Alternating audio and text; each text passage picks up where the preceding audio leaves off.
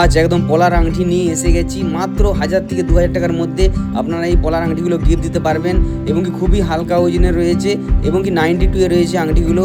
মাত্র 1000 থেকে 1500 2000 টাকার মধ্যে এই আংটিগুলো পাওয়া যাবে। আপনারা এগুলো অবশ্যই গিফট দিতে পারবেন। পলার আংটি রয়েছে খুবই হালকা ওজনের।